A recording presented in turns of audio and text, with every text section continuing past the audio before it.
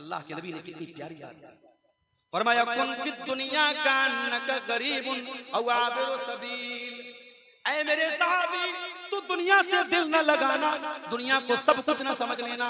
दुनिया में ऐसे रहना जैसे परदेसी रहता है या मुसाफिर रहता है। अपने दुनिया के बैग में उतना ही सामान रखना जितनी तुझको जरूरत है।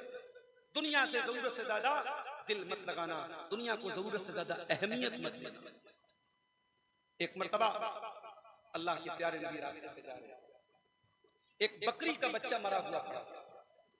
अल्लाह के नबी चूंकि उस्ताद थे, और उस्ताद जो होता है वो थ्योरी से भी समझाता है और प्रैक्टिकल भी समझाता है। उस्ताद क्लास में ब्लैक बोर्ड पे लिख के भी समझाता है और प्रैक्टिकल करके भी समझाता है।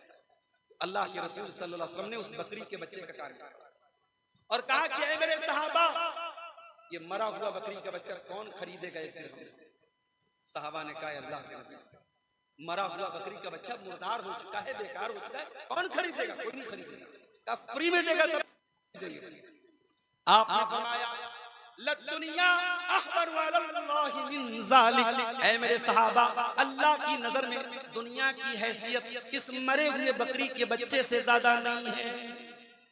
ये बकरी का मरा हुआ बच्चा तुम्हारी नजर में कितना हकीर है, कितना मामूली है, इससे भी ज्यादा हकीर अल्लाह की नजर में दुनिया है। वही दुनिया जिसे कमाने के लिए, जिसे पाने के लिए हम सुबह से शाम तक लगे रहते हैं। ना आखिरत की कोई तैयारी है, ना आखिरत की कोई फिक्र है, ना वहां के लिए कोई इन्वेस्टमेंट। दुनिया में तो बड़े इन्वेस्टमेंट कर रहे हो साहब। हम लोग टीचर है, मदरसे में पढ़ाते, लोग कहते मौलवी साहब जमीन खरीदी कि नहीं, आपने मकान खरीदा कि नहीं, बच्चों के लिए मकान बनाया कि नहीं बनाया।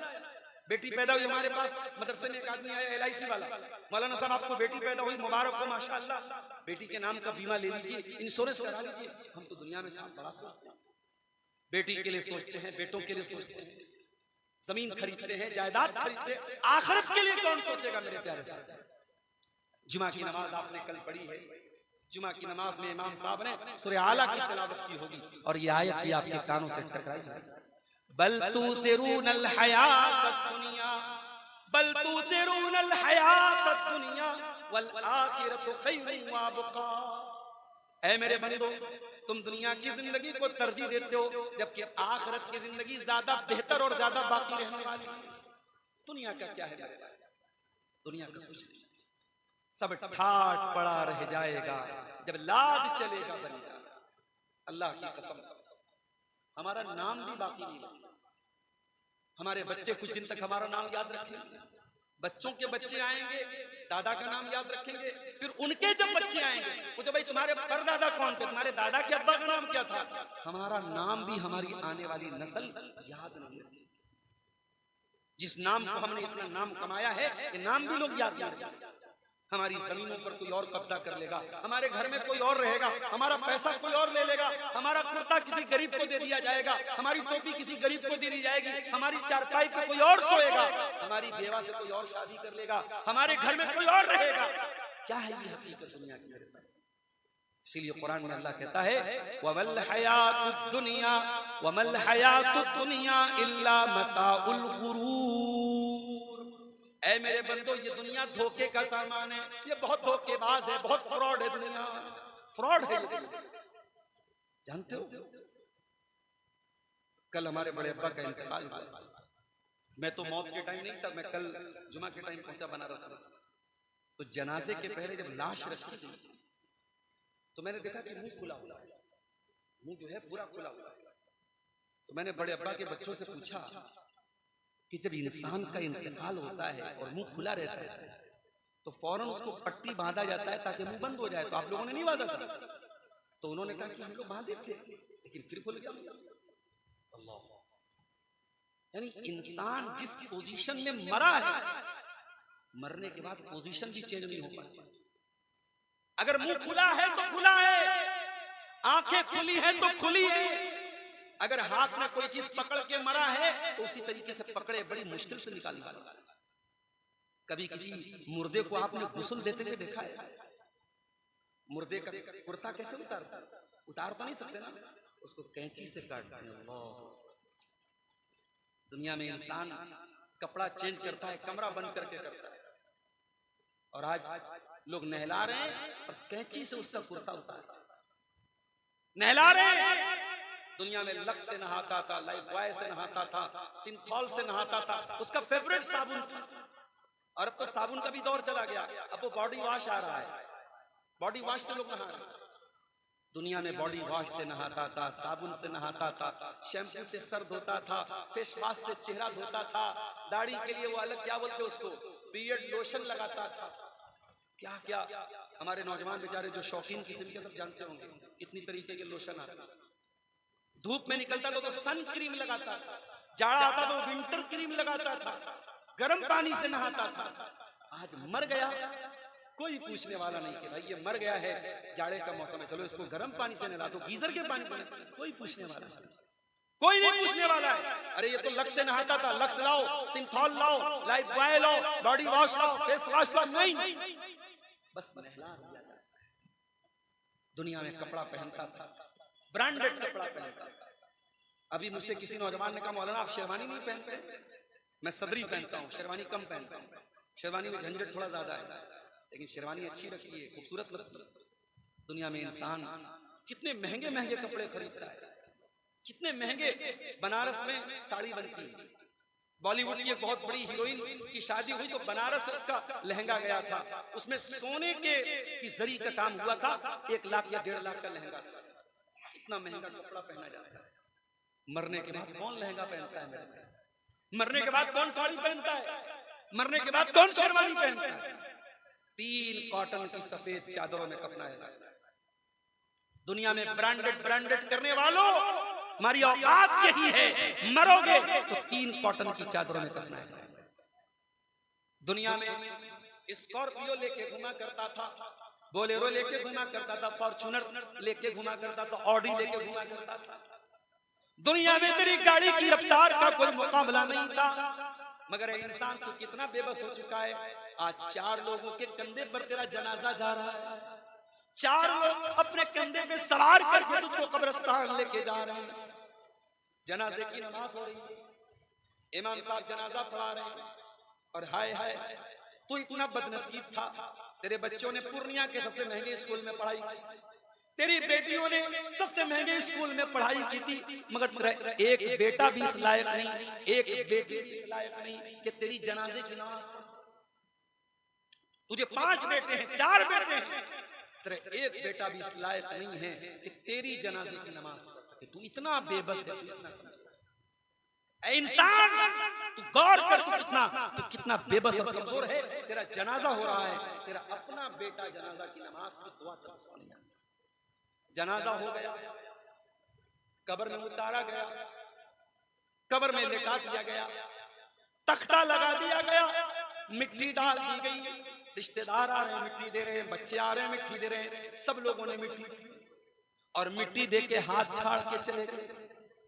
लहद तक आपकी ताजीम कर दी, अब आगे आपके आमाल जाने।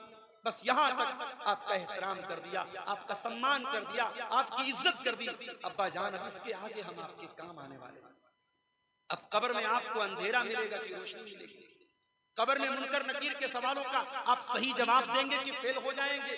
आपको सांप बिच्छू काटेंगे या जन्नत की खिड़की खुलेगी? अब ये तय करेगा आपका अमल, ये तय करेगा आपका ईमान। न वहां औलाद काम आएगी, न बीवी काम आएगी, न बच्चे। वमल हयात दुनिया इल्ला मताउल गुरूर। ऐ मेरे बंदो, ये दुनिया धोखे का सामान। मेरे अजीजों, मेरे साथियों, कभी जब अपने किसी रिश्तेदार का जनाजा उठाओ तो सोचो कल हमारा भी जनाजा उठेगा। किसी के इंतकाल की खबर सुनो तो सोचो कल हमारा भी इंतकाल होगा और हमारे गांव की मस्जिद पे ऐलान होगा फला साहब का इंतकाल हो गया, दोपहर में 2 बजे मिट्टी पड़ेगी, आपके भी इंतकाल का ऐलान किया जाएगा। उस दिन के आने के पहले तैयारी कर लो मेरे प्यारे साथ। इक़्तरब लिन्नास हिसाबुहुम व हुम फी गफलतिन मुरिदून। ऐ लोगों, तुम्हारे हिसाब का टाइम करीब आ चुका है, तुम्हारे इम्तिहान का टाइम करीब आ चुका है, लेकिन तुम गफलत में पड़े हुए हो, तुम गाफिल पड़े हुए हो। तुमको जर्रा बराबर परवाह नहीं कि इम्तिहान में मेरा क्या होगा, मैं पास हो जाऊंगा या फेल हो जाऊंगा। तुमको अपने इम्तिहान की कोई चिंता नहीं है, कोई फिक्र नहीं। मेरे अजीजों, उस जिंदगी की फिक्र करो, अल्लाह की कसम, हमारे प्यारे नबी सल्लल्लाहु अलैहि वसल्लम ने उस जिंदगी की फिक्र की, आपके सहाबा ने उस जिंदगी की फिक्र की। अल्लाह के प्यारे नबी का इंतकाल होता है, सोमवार के दिन आपका इंतकाल हुआ और इतवार के दिन आपके घर में जो चिराग जलाया गया, उस चिराग की का जो तेल था पड़ोसी से उधार लिया गया, पड़ोसी से उधार लेके तेल जलाया गया।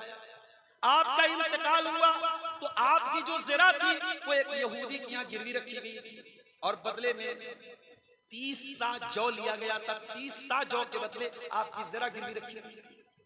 आपका इंतकाल हुआ, आपने अपने बच्चों के लिए न सोना छोड़ा, न चांदी छोड़ी, न दुनिया की जायदाद छोड़ी। हाँ, आपने छोड़ा तो कुरान छोड़ा, आपने छोड़ा तो सुन्नत छोड़ा, आपने छोड़ा तो शरीयत को छोड़ा। आपने मैसेज दिया, ऐ दुनिया वालों, अपनी औलाद के लिए कुछ बनाओ या ना बनाओ, आखिरत बना लो। अपनी औलाद को कुछ दो या ना दो, ईमान दे दो, तौहीद दे दो, अकीदा दे दो, सही चीज दे दो।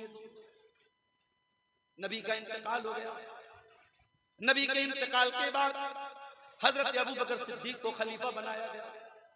हजरत अबू बकर 2.5 साल के बाद इंतकाल हो जाता है उनका। इंतकाल के पहले हजरत अबू बकर सिद्दीक बीमार पड़ जाते हैं। आपकी बेटी हजरत आयशा से मिलने के लिए आई, बेटी बाप से मिलने के लिए आई। ओ लोगों, तुमने तो बेटियों को पराया बना दिया। तुम तो कहते हो बेटी पराया माल होती है, तुम तो शादी करने के बाद अपनी बेटियों से कोई नाता नहीं रखते, कोई ताल्लुक नहीं रखते।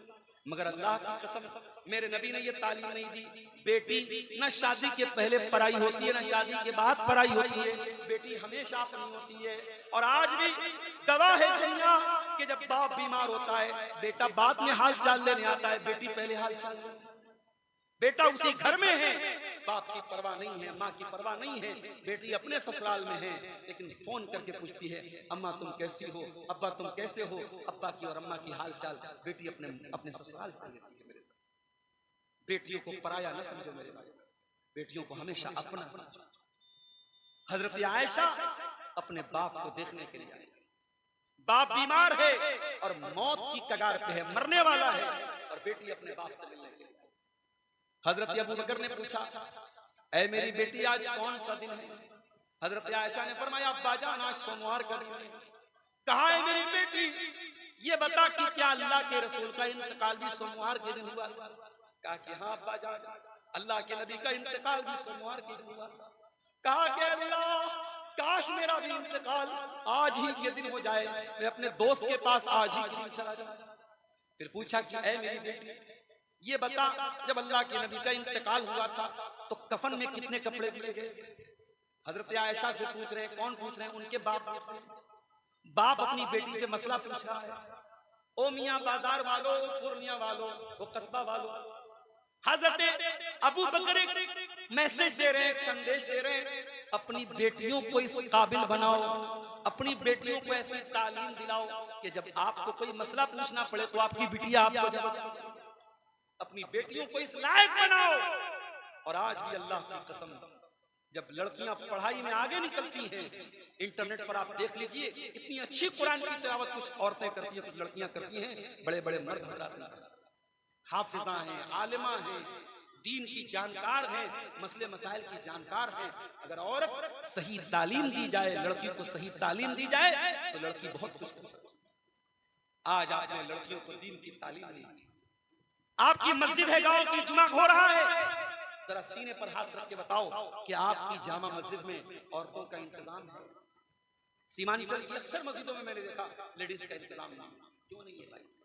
अहले हदीसों का गांव है, शेरशाबादियों का गांव है, क्यों नहीं है? क्या नबी के जमाने में जुमा की नमाज में औरतें नहीं जाती थी मस्जिद? मैं बार बार ये बात कहता हूँ कि जलसे में औरतों को बुला लेने से और ये मेला ठेला कर देने से औरतें दीन नहीं सीखती। आप आधा घंटे का जुमा का खुतबा भी अगर उनको पाबंदी से सुनाएंगे, उनको दीन की बहुत मोटी मोटी बातें समझ में आ जाए। हजरत आयशा से उनके बाप पूछ रहे हैं, ऐ मेरी बेटी, ये बता कि अल्लाह के रसूल के कफन में कितने कपड़े थे। बेटी जवाब देती है, अब्बा जान, फी सलासी बीज़िन सुहूलियतिन, अल्लाह के नबी के कफन में 3 सूती चादरें थी, 3 कॉटन की चादरें थी, सफेद चादर। हजरत अबू बकर ने कहा, ऐ मेरी बेटी, एक तो ये कपड़ा है जो बीमारी में वो पहनते थे, कहा एक कपड़ा ये ले लेना और 2 चादर और ले लेना और 3 चादरों में मुझको कफनाना जैसे नबी को कफनाया। पता ये चला सहाबा हमारी तरह रस्म और रिवाज की पाबंदी नहीं करते थे, सहाबा सुन्नत की पाबंदी करते थे। अभी एक साहब ने व्हाट्सएप पर सवाल पूछा, मौली साहब खतना की दावत करना कैसा है? बच्चे का खतना कराया, मुसलमानी कराया, उस मौके पर दावत देना कैसा है? मैंने कहा देखो भाई, खतना की दावत हराम तो नहीं है, नाजायज तो नहीं है, बिदअत तो नहीं है। आप किसी भी मौके पे दावत दे सकते हैं, शरीयत आपको मना नहीं करती। मगर आप गौर कीजिए, ये जो हम खतना करते हैं ये इस्लाम का एक हुक्म है। जिस तरीके से अल्लाह के नबी ने दाढ़ी को बढ़ाने का हुक्म दिया, मूंछों को कतरने का हुक्म दिया, बगल के बाल साफ करने का हुक्म दिया, शर्मगाह के बाल साफ करने का हुक्म दिया, नाखून को काटने का हुक्म दिया, उसी तरीके से अल्लाह के नबी ने खतना करने का भी हुक्म दिया है। ये आपकी ऐसी सुन्नत है जिसका ताल्लुक फितरत से है। मैंने कहा खतना का ताल्लुक इस्लाम से है, इस्लाम ने खतना का हुक्म दिया है। और जाहिर है सहाबा भी अपने बच्चों का खतना कराते थे, मगर हमें कोई दलील ऐसी नहीं मिलती कि सहाबा ने अपने बच्चों का खतना किया हो और खतना पर दावत दी। इसलिए ऐसी दावत जो सहाबा के दौर में हो सकती थी मगर सहाबा ने नहीं दिया है, हमें और आपको उससे अवॉइड करना चाहिए, उससे बचना चाहिए। आज हमारे यहाँ जनाजे में, मैं तो कभी कटिहार के किसी जनाजे में या पूर्णिया सीमांचल के किसी जनाजे में शामिल नहीं हुआ, मगर मैं देखता हूँ कि अपने अहले हदीसों में भी जनाजे में बहुत सारी बिदअत आ चुकी। अभी हमारे बड़े अब्बा का इंतकाल हुआ, अब चारपाई को, मैयत की चारपाई को घर से निकालना है। अब उसमें मसला पैदा हो रहा है कि सर की तरफ से निकाला जाए कि पैर की तरफ। भैया कोई मसला नहीं है, सर की तरफ से निकालो चाहे पैर की तरफ से निकालो, कोई मसला नहीं। मसला हमने बना कर रखा। बनारस में कहीं कहीं देखता हूँ जनाजा जब मैयत को दफनाते हैं तो बैर की पत्ती डालते हैं उसके साथ, कोई सबूत नहीं मिलता। कहीं कहीं मैयत को दफन करने के बाद, अहले हदीसों में तो रिवाज नहीं, दूसरी जमात वालों क्या है कि दफन करने के बाद खड़े होकर अजान देते हैं, पूरी अजान देते हैं। मैंने एक भाई से पूछा भाई अजान क्यों देते हैं? कहा कि हदीस में आया है अजान देने से शैतान भाग जाता है। अब ये बेचारा अभी कब्र में गया है, मुनकर नकीर आएंगे, इससे सवाल पूछेंगे तेरा रब कौन है, तेरे नबी कौन है, तेरा दीन क्या है, और शैतान आके बहकाएगा, इसलिए हम अजान दे रहे कि शैतान भाग जाए। मैंने कहा वाह रे वाह, बड़ी दूर की तुझे सूची है, तुझे समझ में आ गई बात कि अजान देने से शैतान भाग जाएगा। मेरे नबी को क्यों नहीं समझ में आया? मेरे नबी ने क्यों नहीं बताया कि अजान दे दो मैयत को दफन करने के बाद? तो जनाजे का मसला हो चाहे निकाह का मसला हो, जिंदगी का कोई भी मसला हो, अगर वाकई में अहले हदीस कहते हो अपने आप, मेरा जुमला नोट कर लो, अगर वाकई में अहले हदीस कहते हो तो रस्म और रिवाज के पाबंद मत बनो, सुन्नत के पाबंद, सुन्नत के पाबंद बनो। और अगर वाकई में अहले हदीस हो तो ये जहेज की रस्म छोड़ दो, ये बारात की रस्म छोड़ दो, ये मंगनी की रस्म, मंगनी के नाम पे लंबी चौड़ी दावत करना छोड़ दो, ये हल्दी की रस्म छोड़ दो, ये तिलक की, ये सारी गैर मुस्लिमों की रस्में हैं जो आपके यहाँ। आज गैर मुस्लिम परेशान हैं और आप मुसलमान होके उनकी रस्मों को आपने अडॉप्ट किया और आप परेशान। तो हजरत अबू बकर ने पूछा, बेटी ये बता नबी के कफन में कितने कपड़े थे? हजरत आयशा ने कहा 3 कपड़े। का मुझे भी 3 कपड़े में कफना, और एक कपड़ा जो बीमारी के दिनों में पहनते थे, का एक कपड़ा ये ले लेना और 2 कपड़ा और ले लेना, और मुझे 3 कपड़े में कफना। वो जो कपड़ा हजरत अबू बकर बीमारी के दिनों में पहनते थे उस कपड़े में कई जगह दाग लगे हुए थे। हजरत आयशा ने कहा, अब्बा जान हम इतने गए गुजरे तो नहीं है, हम इतने गरीब तो नहीं है कि आपको हम ऐसा पुराना कपड़ा पुराने कपड़े में कफनाएं, ऐसे कपड़े में कफनाएं जिसमें दाग लगा हुआ है। अय अब्बा जान हम आपको नए कपड़े में कफनाएंगे। तो हजरत अबू बकर ने क्या जवाब दिया? तो जरा गौर से सुनना। फरमाया इन्नल हय्या अहक्कु बिल जदीद, ऐ मेरी बेटी मैं तो मरने वाला हूं और मरने वाले को नया कपड़ा नहीं देते, नया कपड़ा तो जिंदा को देते हैं। ऐ मेरी बेटी मुझे नए कपड़े का कोई शौक नहीं है, मुझे पुराने कपड़े में ही कफना देना, जैसा कपड़ा मौजूद है उसी कपड़े में मुझको कफना देना। ये अबू बकर सिद्दीक के मेरे जाए। हजरत उमर को देखिए, इंतकाल का टाइम है, आखिरी टाइम। अबू लूलू फिरोज ने हमला किया, पेट पर नेजा मारा, खंजर मारा, हजरत उमर की अतड़ियां बाहर निकल गई, मुसल्ले पर गिर पड़े। घर लेके आया गया, डॉक्टर आए, तबीब आए, वैद आए, हकीम आए, दवाएं दी गई, दवाएं सब बाहर निकल गई। हजरत उमर को यकीन हो गया अब मेरा आखिरी टाइम है, इंतकाल का टाइम है। हजरत उमर के चेहरे पर घबराहट है। किसी ने कहा है उमर इतना घबरा क्यों रहे हो?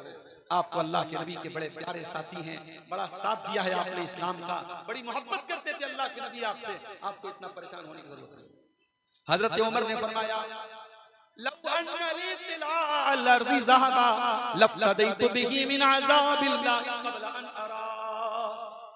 कहा कि ऐ लोगों, मैं तो ये चाहता हूं अगर जमीन भर के सोना भी मुझको मिल जाए और अल्लाह ताला ये कह दे कि ऐ उमर तू जमीन भर के सोना दे दे और मैं तुझको अपने अजाब से बचा लूंगा, तो उमर उसके लिए भी तैयार है। मैं जमीन भर के सोना दे करके अल्लाह के अजाब से बचने के लिए तैयार हूं। ये हजरत उमर थे जो नबी की जबान से बार बार जन्नती होने का सर्टिफिकेट ले चुके थे। उनको इतनी चिंता थी अल्लाह के अजाब से बचने की। और हम और आप सर से पैर तक गुनाहों में लटपट रहते हैं, 24 घंटे जब तक जागते रहते हैं। कभी मोबाइल पर कोई गलत चीज देख रहे हैं, कभी किसी के साथ कोई गलत काम कर रहे हैं, कभी किसी को जबान से तकलीफ पहुंचा रहे हैं। हम तो गुनाहों में लटपट लोग हैं मेरे भाइयों। हमें कभी मौत याद नहीं आती, हमें कभी कब्र याद नहीं आती, हमें कभी अपना अंजाम याद नहीं आता। मैं कभी कभी कहता हूं कि हम इतने कठोर दिल हो चुके हैं कि अब कब्रिस्तान जाकर के भी हमको मौत याद नहीं आती। कब्रिस्तान में भी जुआ खेलने वाला बैठ के जुआ खेल रहा है, शराब पीने वाला शराब पी रहा है और मोबाइल देखने वाला मोबाइल देख रहा है। जबकि कब्रिस्तान कैसी जगह है? ये इबरत की जा है, तमाशा नहीं है। कब्रिस्तान वो जगह है जहां इबरत हासिल करनी चाहिए। बड़े बड़े बादशाह भी वहीं दफन है, बड़े नेक लोग भी वहीं दफन है, शराबी भी वहीं दफन है, नमाजी भी वहीं दफन है, अच्छे भी वहीं दफन है, बुरे भी वहीं दफन है। कब्रिस्तान जाओ तो अपने अंजाम को याद करो मेरे भाइयों। हमें भी मर के यहाँ आना है, हमें भी कब्र में चले जाना है, हमें भी मिट्टी में मिल जाना है, हमको भी कब्र में जाके सवाल जवाब देना है।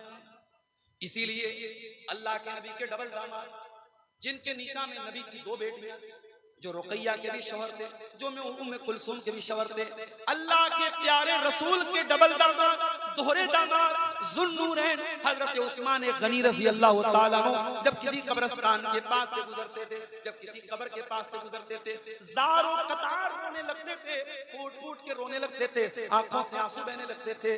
किसी ने पूछा, ऐ उस्मान, जन्नत की बात आती है तो आप रोते नहीं है, जहन्नम की बात आती है तो आप रोते नहीं है, ऐ उस्मान कब्र को देख करके क्यों रोने लगते हैं? उस्मान गनी कहते हैं, ओ लोगों मैं क्यों न रोऊं, मैं कब्र को देख के क्यों न रोऊं? मैंने अपने नबी को ये फरमाते हुए सुना है, इन्नल कब्र अव्वलु मिन मंजिलिन मिन मनाजिलिल आखिरा, बेशक ये कब्र आखिरत की पहली मंजिल है। जिसने इस मंजिल को पार कर लिया उसके लिए आगे की मंजिलें आसान हैं।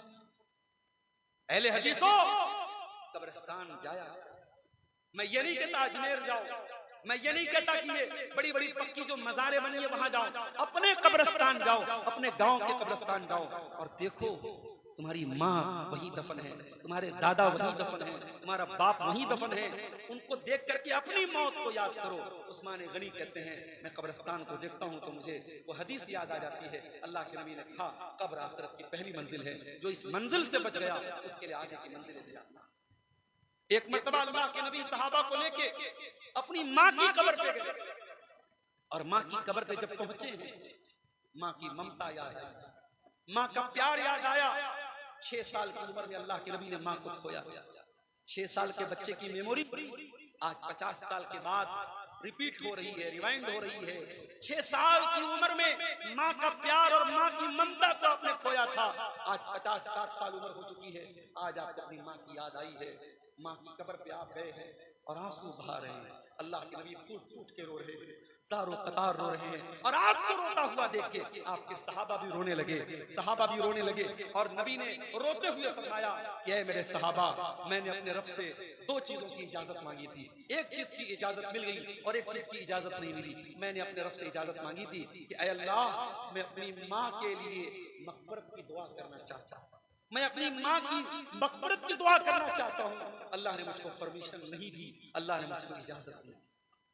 मेरे प्यारे साथियों, अगर आपकी माँ मुसलमान है, आपकी माँ तौहीद पर है और आपकी माँ दुनिया से जा चुकी है, तो आप अपनी माँ के लिए मगफरत की दुआ कर सकते हैं। नबी को भी अपनी माँ के लिए मगफरत की दुआ करने की इजाजत नहीं मिली, आपको वो इजाजत मिली है अगर आपकी माँ ईमान वाली और मुसलमान औरत थी। ये कितने बड़े नसीब की बात है। अपनी किस्मत पे नाज करो, अपने नसीब पर फख्र करो कि अल्लाह ने आपको भी मुसलमान बनाया और आपके माँ बाप को भी मुसलमान बनाया। नबी ने फरमाया, मैंने अपनी माँ की मगफरत की दुआ मांगी, अल्लाह ने मुझको इजाजत दी। फिर मैंने दूसरी इजाजत मांगी कि ऐ अल्लाह, मैं अपनी माँ की कब्र पे जाना चाहता हूँ, अल्लाह ने मुझको इजाजत दे दी। फज़ूरुल क़ुबूर, ऐ लोगों तुम भी कब्रिस्तान जाया करो और मुर्दों की कब्र पे जाया करो, वहां जाने से तुमको आखिरत की याद आएगी। मेरे प्यारे साथियों, कब्रिस्तान जाया करो और सोचो कि कब्र में हमसे जब सवाल जवाब होगा तो हम क्या जवाब देंगे। हमारे हाथों में कोई नेकी नहीं है, हमारे नामे अमाल नेकियों से खाली है। न हम नमाज पढ़ने वाले, न हम रोजा रखने वाले, न हम अल्लाह की राह में ज्यादा सदका खैरात करने वाले। हमारा क्या अंजाम होगा मेरे प्यारे साथियों। एक आखिरी हदीस सुना के बाद खत्म करता हूँ। अल्लाह के प्यारे नबी, एक अंसारी सहाबी की मैयत थी, जनाजा था और जनाजे को कब्र में उतारा जा रहा था। अल्लाह के नबी अपने सहाबा के साथ बैठे हुए थे। अचानक आपने कब्र को देखा और आप रोने लगे। अल्लाह के नबी ने कब्र को देखा, रोने लगे। इतना रोए हत्ता बल्लस सरा, आपके आंसुओं से वहां की जमीन भीग गई और आपने कब्र की तरफ इशारा करके फरमाया, लिमिस्ले हाज़ा फ़अइदू या इख़वानी, ऐ मेरे सहाबा, इस कब्र में तुम सबको जाना है, हम सबको जाना है, इस कब्र की तैयारी करो। ओ मेरे प्यारे भाइयों, नबी ने हमें और आपको ये पैगाम दिया है, दुनिया की जिंदगी में कब्र की तैयारी कर लो, दुनिया की जिंदगी में आखिरत की तैयारी कर लो। वहां दोबारा कोई चांस नहीं मिलेगा। जो तुम्हें तैयारी करना है यही करना है, वहां जाने के बाद कोई दोबारा चांस नहीं मिलेगा। अल्लाह कुरान में कहता है, जब जहन्नमी जहन्नम में चले जाएंगे, वहुम यस्तरिक़ून फीहा रब्बना अखरिजना मिनहा नामल सालिहन गैरल्लज़ी कुन्ना नामल। जब जहन्नमी जहन्नम में जाएंगे, चीखेंगे, चिल्लाएंगे और कहेंगे, ऐ अल्लाह, एक बार तू जहन्नम से हमको निकाल दे। हम वादा करते हैं, हम प्रॉमिस करते हैं, ऐ अल्लाह, हम अब दोबारा कोई गुनाह नहीं करेंगे, कोई पाप नहीं करेंगे, अच्छा अमल करेंगे, नेक अमल करेंगे, मस्जिदों में दान देंगे, मदरसों में दान देंगे, सदका करेंगे, खैरात करेंगे, नमाज पढ़ेंगे, जिना नहीं करेंगे, शराब नहीं पिएंगे, वो बड़ी बड़ी बातें करेंगे। अल्लाह फरमाएगा, अवलम नुअम्मिरुकुम मा यतज़क्करु फीहि मन तज़क्कर वजाअकुम नज़ीर। ऐ मेरे बंदो, हमने तुमको पूरा पूरा टाइम दिया था। तुम 60 साल दुनिया में रहे, तुम 50 साल दुनिया में रहे, तुम 40 साल दुनिया में रहे, तुमको जवानी मिली, तुमको बुढ़ापा मिला, तुम बहुत कुछ कर सकते थे। अब दोबारा तुमको टाइम नहीं मिलेगा, तुम्हारा गेम ओवर हो चुका है, तुम्हारा टाइम फिनिश हो चुका है, तुम्हारा समय समाप्त हो चुका है। तो मेरे प्यारे नौजवान साथी, इस जवानी में अल्लाह को राजी और अल्लाह से जब बात करो तो ऐसे गिड़गिड़ा के बात करो, ऐसे गिड़गिड़ा के अल्लाह से माफी मांगो जैसे बच्चा अपनी माँ के सामने तड़पता है। मैंने एक वीडियो देखा, एक बूढ़ा हरम में बैठा है, खाने काबा के सामने बैठा और अल्लाह के सामने ऐसे जोर जोर से हाथ हिला रहा है, ऐसे कोई बच्चा अपनी माँ से कोई चीज मांगता। अल्लाह के सामने जितना दर्द के साथ और तड़प के साथ मांगोगे, अल्लाह उतना जल्दी तुम्हारी तौबा को कबूल करेगा। मेरे भाइयों, तौबा कर लो, इसके पहले कि तौबा का चांस खत्म हो जाए, इससे पहले कि अल्लाह ताला के यहाँ गेम ओवर हो जाए, समय समाप्त हो जाए और मौत का फरिश्ता आ करके आपकी सांसों की डोर को तोड़ दे, आपकी सांस चलना बंद हो जाए, आपका दिल धड़कना बंद हो जाए, आपकी नब्ज चलनी बंद हो जाए, उसके पहले तौबा कर लीजिए, अल्लाह से माफी मांग लीजिए। और जब अल्लाह से तौबा करेंगे तो कितना बड़ा भी गुनहगार हो, अगर सच्ची तौबा करेगा, अल्लाह उसको माफ करने को तैयार है। अगर अल्लाह की तरफ आप एक टिकता चलेंगे, अल्लाह आपकी तरफ एक हाथ चलेगा, आप एक हाथ चलेंगे, अल्लाह आपकी तरफ एक गज चलेगा, आप चल के जाएंगे, अल्लाह ताला दौड़ के आपके पास आएगा। आप अल्लाह की तरफ रुजू तो कीजिए, आप अल्लाह से तौबा तो कीजिए, आप अल्लाह से माफी तो मांगिए। ये रात का सुहाना वक्त है मेरे प्यारे साथियों, इस वक्त दुआएं कबूल होती हैं। इस वक्त अल्लाह ताला आसमान दुनिया पर उतरता है, नाज़िल होता है और कहता है, ऐ मेरे बंदो, है कोई मांगने वाला जो मुझसे मांगे और मैं उसकी दुआ को कबूल करूं? है कोई माफी मांगने वाला? है कोई मग़फ़िरत तलब करने वाला जिसकी मैं मग़फ़िरत कर दूं? इस सुहाने टाइम में मेरे प्यारे साथियों, घर जाके मोबाइल में न लग जाना, रील्स न देखने लगना, गुनाहों के बाजार गर्म न कर देना।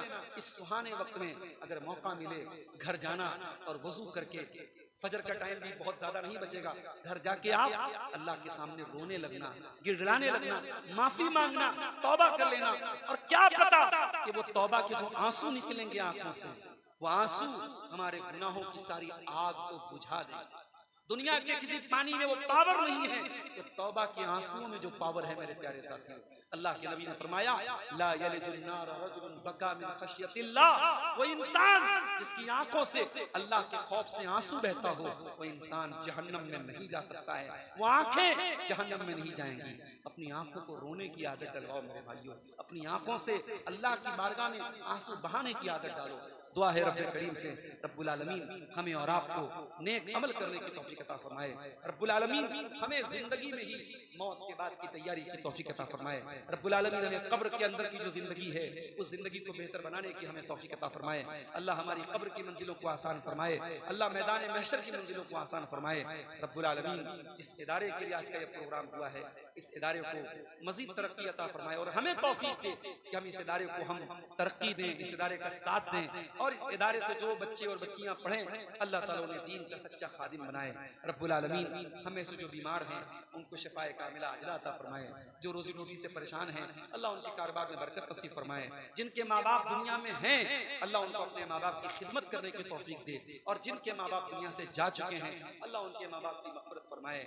आपके स्टेट में इलेक्शन होने वाला है, मैं बगैर किसी पार्टी का नाम लिए हुए यही दुआ करूंगा, अल्लाह इस स्टेट में, इस राज्य में, इस सूबे में ऐसी हुकूमत लाए जो इंसानियत के साथ चले, न्याय के साथ चले, जस्टिस के साथ चले, जो लोगों के साथ अन्याय न होने दे, अत्याचार न होने दे, जो लोगों को उनकी मूलभूत सहूलतें दे, जो लोगों को खुशहाल जिंदगी गुजारने के लिए जो है तैयारी करे। अल्लाह ताला इस स्टेट को, इस सूबे को अल्लाह ताला ऐसे हुक्मरान अता फरमाए। रब्बुल आलमीन हमारे पूरे मुल्क की हिफाजत फरमाए। हमारे मुल्क को अल्लाह ताला जालिमों के जुल्म से, शरीरों के शर से महफूज रखे। जब तक हमें दुनिया में जिंदा रखे, इस्लाम पर जिंदा रखे और हमारा खात्मा ईमान पर हो। आमीन। व आखिर दावाना अनिल हम्दुलिल्लाहि रब्बिल आलमीन।